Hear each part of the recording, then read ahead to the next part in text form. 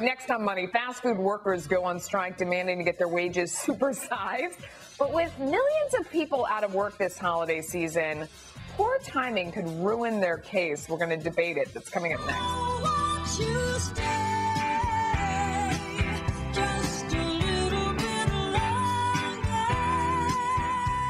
So just a week after Walmart employees walked off the job demanding higher pay and the right to form a union, now fast food workers in New York City are doing the exact same thing. It started at the crack of dawn yesterday and culminated in a rally with hundreds of workers protesting near Times Square. But here's the question. Is this really the right time to be doing this with the holidays approaching? What about the millions of Americans that currently have no job at all? Here to discuss both sides are Democratic strategist Zerlina Maxwell and Republican strategist Ford O'Connell.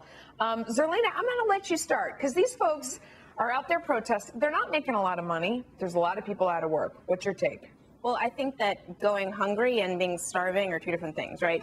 These people are making $7.25 an hour, which is barely $300 every week if you're working full time. A lot of them are limited and not able to even work full time. You shouldn't be working full time and then have to live in a homeless shelter. As one person interviewed yesterday said, you can't afford to feed your family. You need enough money for the basic necessities. Ford, you know, it's hard to imagine that a lot of these people are living in a homeless shelter, but at the same time, you know, making $15,000 a year isn't enough to live on. I mean, that's what minimum wage works out to if you work 40 hours a week. I think these people are working multiple jobs. There's multiple people in the family working. So, I mean, it just at the end of the day, it's not a lot of money. What do you respond? How do you respond to that? Well, my heart goes out to them. I understand their frustration, but not only is this not the right time, they're not targeting the right folks. Most of these fast food restaurants are individually owned, and they're small business owners who are in compliance with the law and providing jobs. Look, most of these restaurants basically net about $88,000 a year. And on top of that, they usually have to pay a load fee to be part of the franchise, which usually comes out to about $450,000. It takes these folks about 5 years just to break even on this investment. So in my opinion, they're small business owners who are providing a public good. And if these protesters really want to take it up with someone, take it up with the state government or the national headquarters. They're targeting the wrong folks. Zerlina, there are some good points in there, because the problem is that the people that own these restaurants, these franchise owners, aren't making a mint. So if they're forced to raise the minimum wage, it's not like it's coming, you know, where's the money going to come from? They're going to have fewer workers working there, or they're going to raise the price of the food. I mean, maybe the answer is to not have fast food and to only have expensive food. No matter how you cut it,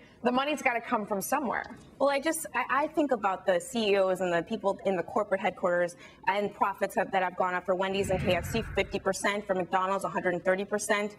These people are making money hand over fist. They can give back to But these are franchise owners that we're looking at right now. These are franchise owners who are providing jobs. Can give back to the workers. They don't need to be making millions and millions and millions while their workers are starving. They need the labor in order to become profitable.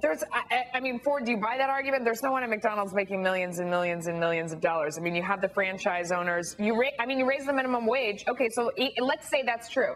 You raise the minimum wage, they're going to raise the price of the cheeseburger. That's what's going to happen. That's exactly right. They're going to pass it on the consumer. And really, these are low barrier to entry jobs, and they're providing a public good. I'm not sure that a McJob is supposed to be a career. And frankly, the mere fact that you can work flex hours means that you should be spending your spare time working on improving your skills, whether that's going to community college or whatever. And I think a lot of people really need to exercise some more personal responsibility here.